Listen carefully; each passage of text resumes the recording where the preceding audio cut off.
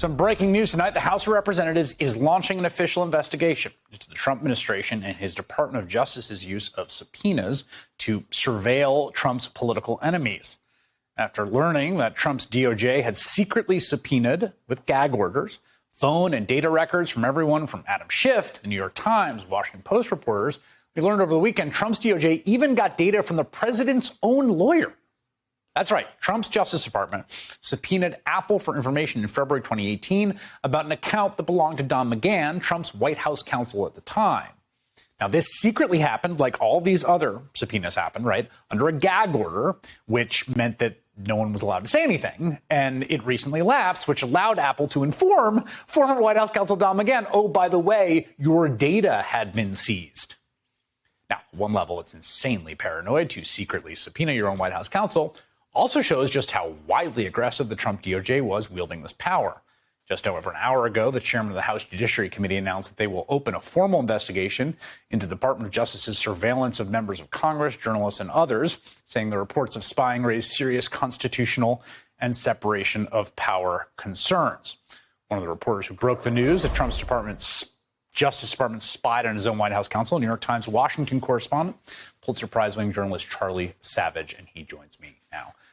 First, let's just start with the basics here. I mean, this one really put my jaw on the floor.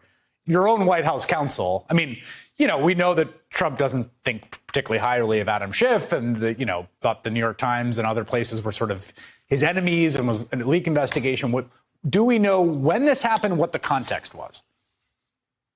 Some, but not all. And I would say that, this is not Trump ordering any of this. This right. appears to be the Justice Department. And we don't even, in terms of McGahn, we don't even know if it's the main Justice Department or it could be the Mueller investigation, which is kind of sort of the Justice Department. All we know is that in February of 2018, Apple received a grand jury subpoena for information about the account of Don McGahn.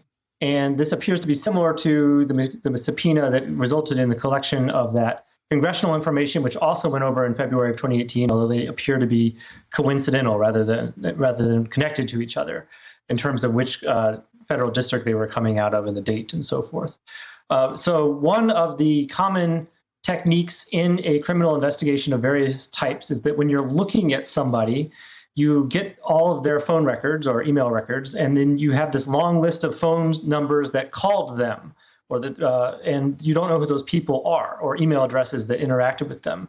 And so investigators often use a grand jury subpoena to a company like Apple or Google to say, do you have any accounts that are linked to this phone number or this email address? If you do, please tell us what the name is, what the address is, what the credit card number is, where they've been logging on from. Basically, they're trying to identify the social networks of the suspect. Right. And so what appears to be happening here is that McGahn was swept up in a subpoena like that, or an investigative effort like that, similar to how members of Congress were swept up in a subpoena that sought 109 account information about 109 phone numbers and email addresses about someone they were looking at for a leak investigation in Congress.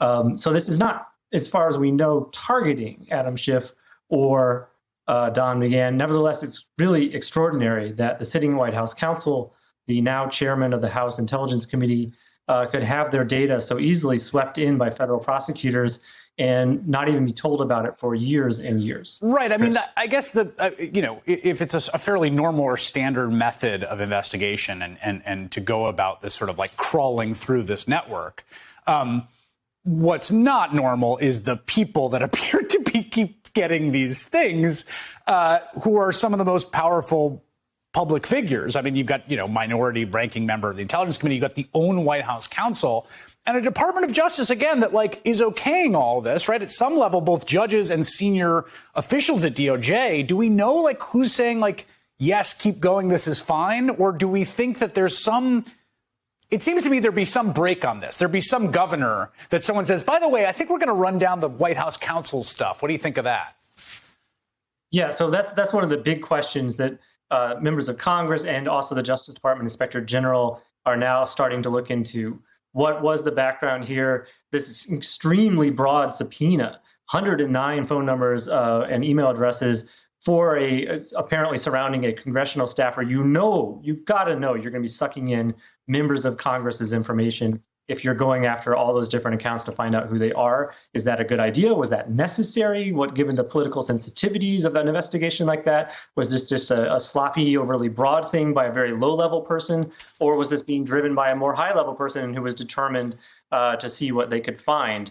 We certainly have reason to believe that they were hoping that Adam Schiff would ultimately fall into the net of that particular leak investigation, even if he was not their official subject at that moment. His aide was.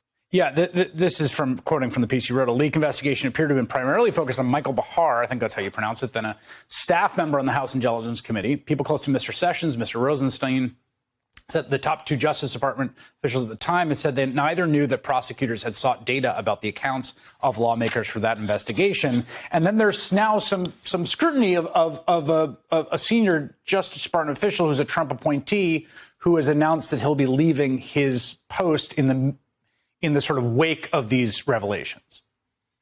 That's right. So this is John Demers. He is the head of the National Security Division in the Justice Department, which includes the section that oversees leak investigations. And he is a Trump appointee. He's a holdover. He generally has a reputation as a straight shooter, not a partisan sort of Trumpy figure.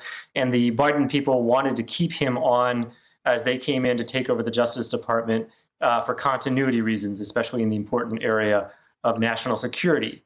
So he was supposed to leave sometime this summer, and suddenly, abruptly, he's leaving next week, just as senior members of Congress are calling for him to testify about what he knew about these investigations.